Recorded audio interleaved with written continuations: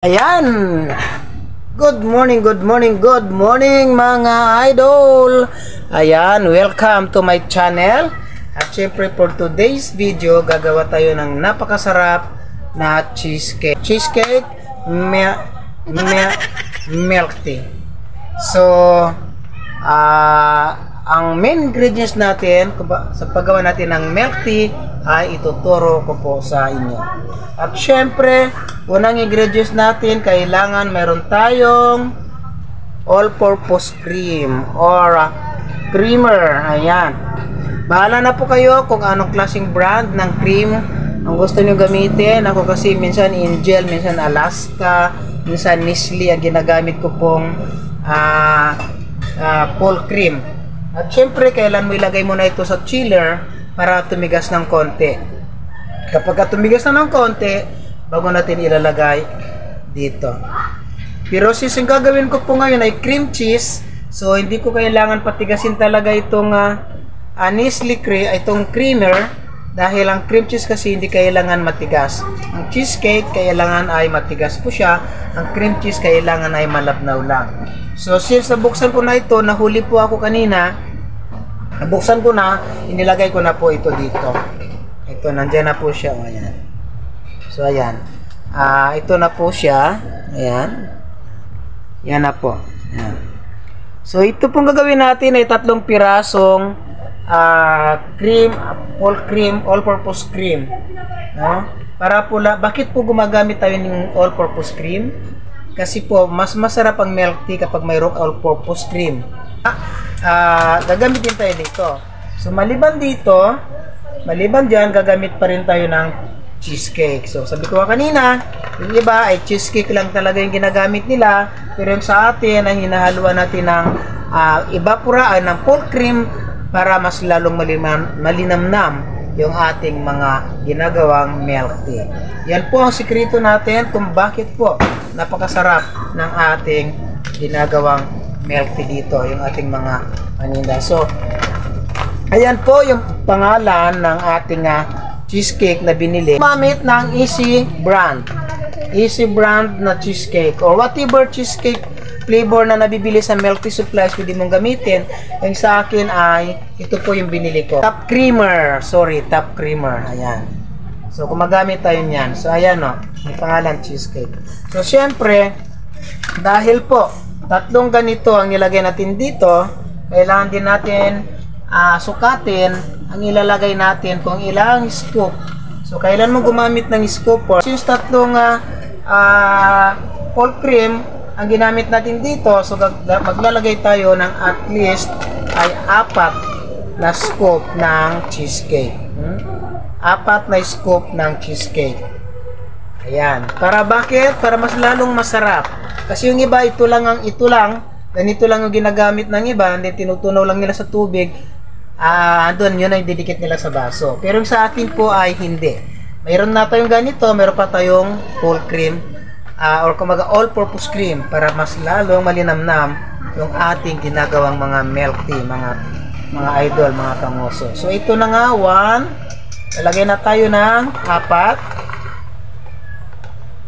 2. 3. And 4 na scoop ng cheesecake powder, kung saan ay pwede kang gumamit ng Easy brand or nung Top Creamery na brand ng cheesecake powder.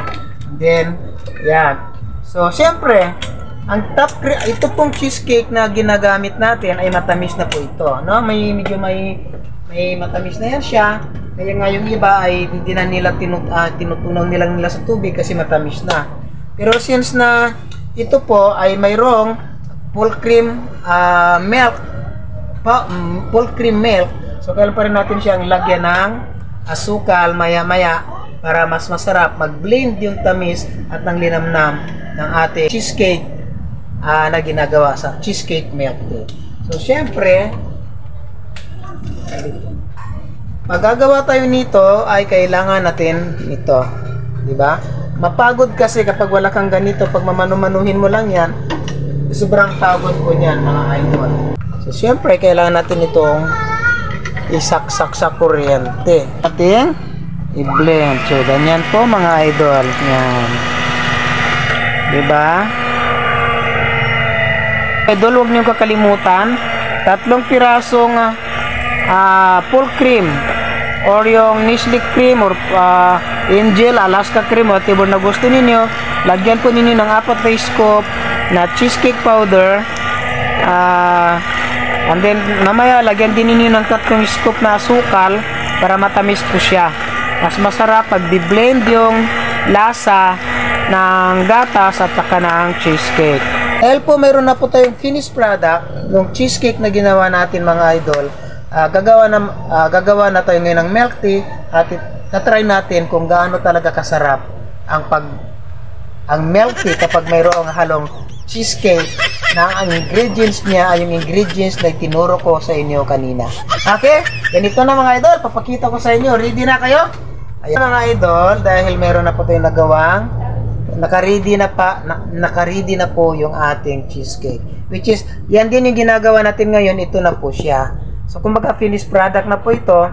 Nagsimula lang po tayo doon sa introduction kung paano gumawa, anong ingredients. So nagsimula tayo doon, and then ito na yung finished product. So pwede nyo nang sundan yon mga idol. Kung gusto nyo na napakasarap na milk tea, yun na, sundan nyo po lahat ng sinabi ko sa inyo kanina, or either you can comment down doon sa section below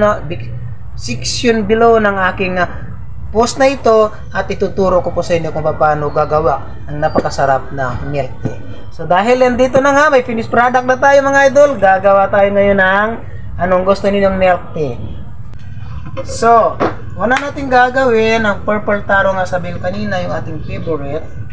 So kukuha tayo ngayon ng purple taro. Ang gagawin natin ngayon ay 16 ounce na cheesecake purple taro. So kailangan pag 16 ounce na purple taro, kailangan lang po na 2 scoop ng cheesecake ng purple taro. Kapag 16 ounce lang po yung gagawin mo. Standard po ginagawa natin dahil paninda natin ito. So standard natin kapag 16 ounce ay 2 scoop ng scooper. Kapag 22 ounce naman po ang gagawin natin, dapat ay 3 scooper. So ayan na nga, nakalagay na tayo dito ng 2 scoop ng purple taro. So pagkatapos po niyan ay lalagyan po natin siya ng 3 scoop ng sugar syrup. So meron na po tayong mga nagawang sugar syrup. Ayan po. So lalagyan na natin ito ng 3 scoop ng sugar syrup. 1, 2, 3. Siyempre lalagyan natin ng milk tea or creamer. Ayan. Yung non-dairy cream na powder. So, lalagyan natin ng 1 scoop ng non-dairy cream powder. Mga idol ha, baka magkamali kayo. Kapag bibili kayo sa milk tea supplies ng mga pang-ingredients ninyo, lalo pa yung creamer, dapat sabihin nyo yung non-dairy cream powder yung ginagamit sa milk tea. Kasi baka mamaya po mga idol ay mabigyan kayo ng ginagamit sa hindi ko alam kung saan ginagamit. Basta importante, tanong nyo ay sabihin niyo na yung creamer na ginagamit sa paggawa ng milk tea. Ha? Baka mamaya may bigay sa inyo Bear Brand. Pero yung iba, depende kung gusto mo Bear Brand, pwede rin naman siguro. Pero sa akin kasi ay creamer talaga na ginagamit sa milk tea. Yun talaga. So, siyempre, nandiyan na, gagamitan natin ng stick. Ito kasi ginagamit ko yung stick. Ito, dahil mayroon na siyang asukal, so madali na lang siyang iganon-ganon para po matunaw yung gatas na nilagay natin saka yung purple taro dito.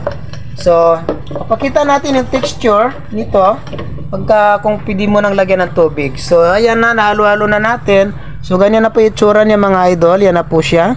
Yan. So, tunaw na po siya. So, pwede na po siyang lagyan ng tubig. Diba? Ito po yung ating gagawin ay 16 ounce lang. Kailangan mo lagyan ng tubig hanggang 200 lang.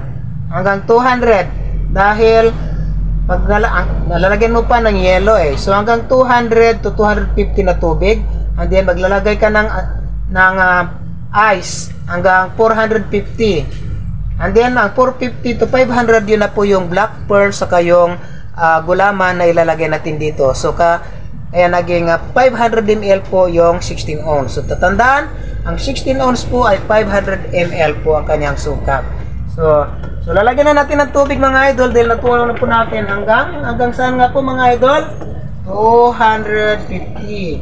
So, ayan na nga po mga idol, 250 na po yung tubig. So, siyempre, halo-haloin po natin yan ng maayos para po matunaw ang purple taro sa ilalim sa kayong gatas ng ice cubes, no?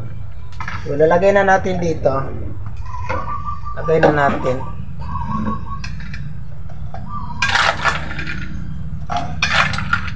Ayan. Depende po sa inyo mga idol kung gaano kadaming yelo ilalagay nyo. Kung gusto nyo ng malamig na malamig, ay dahil nainitan kayo, mainitan panahon at gusto nyo ng malamig, so lagyan nyo ng maraming yelo. Natutunaw din naman yung yelo. Diba? Idol? Kailangan natin halu-haluin ng ganon, i-mix-mix natin ganon para matunaw yung ice niya. Para sa paano ay yan, para lalong sumarap at lalong malamig. Mga idol, nasa 450 na po tayo. Ang natitirang 50 ml dyan, yan na po yung ilalagay natin isago at ng cheesecake. Yan, sa taas. Lalagyan na natin ito ngayon. Ililipat na natin ito sa lalagyan natin. So, ito po yung tatak ng ating milk tea, Barkadas Milk Delicious, kung saan matatagpuan po tayo dito sa Barangay Pangubilian sa bayan ng Brooksville. So, ito na nga po, lalagyan na po natin ng cheesecake, yung ating ginawa kanina. So, ilalagyan na po natin ito dito sa ilalim ng baso. Diba? So, ayan, lalagyan na natin ito. Ayan, katulad niyan po, lagyan na natin yan. Yan. So, diba? So, nandyan na po yung ating cheesecake sa ilalim. So, ayan, kitang-kita ninyo mga idol. So, ayan, may decoration pa siya, diba? So, ayan. So, syempre, dahil meron na tayong cheesecake, ay lalagyan din natin yan ng ano pa ilalagyan natin dyan? Siyempre black pearl. Ayan. So black pearl, ang ginagamit natin black pearl mga idol ay Airsaw brand, no? Airsaw. At siyempre dahil naglagay tayo ng black pearl, kailangan din natin maglagay ng gulaman. So ayan po. So, bakit pa natin nilalagyan ng gulaman mga idol? Dahil nga para mas lalong masarap, kapag ka maraming ingredients na ginagawa mong milk tea, ay mas lalong masarap. So, ito na nga mga idol, lalagyan na natin. At syempre, titikman natin ito. Mami Linda, ipapatikim natin ito sa mga kasama natin dito sa trabaho. Syempre, halika muna dito. Tatawagin natin yung isang kasama natin sa trabaho, si Mami Linda. So, ayan. Taran-tan-tan-taran. Ayan na po mga idol. Sobrang sarap talaga. So, tutok natin yung camera. Ayan. Ayan, Barkadas. So, ayan. So, dahil andito na, tapos na po tayo. Papatikim natin yan kay Mami Linda. Mami Linda. Yun na nga mga idol, nalaglag yung cellphone natin habang tinatawag natin si Mami Linda at habang kumukuha tayo ng takip ng milk tea. So, ayan na nga. Papatikim na natin kay Mami Linda. Siyempre, lagyan muna natin ng takip bago natin ipainom kay Mami Linda. Try natin kung ano bang masasabi niya sa napakasarap na milk tea ng Barkadas Milk Delicious. So, taran-taran, Mami Linda, halika dito! Hello guys! Ayan, si Mami Linda, siya po yung unang titikim ng milk tea natin dito sa Barkadas. Ito na po! Sige, Titikman ko pa kung gaano kasarap ang milk tea ni Kang Luso. Barkadas, ayan. Okay. Napakasarap po! Ayan, so proven po yan mga idol, sobrang sarap, hindi yan nagbibiro. Napakasarap po talaga, sarap-sarap. Yan, hindi po sa empleyado namin siya dito, kasama namin dito, pero sobrang sarap talaga. So ayan na nga mga idol, magbababay na kami ni Mami Linda. So Mami Linda, anong masasabi mo ulit sa milk tea ng Barkadas? Napakasarap po ng milk tea ng Barkadas at thank you po kay Kang Luso. Ayan, so maraming salamat mga idol. Thank you po. Yan, kung bago ka lang sa channel ko, huwag mong kalimutan mag-like, share, subscribe, at syempre huwag mong kalimutan pindutin ang notification bell para laging updated sa lahat ng post ko. Bye-bye and thank you! Bye!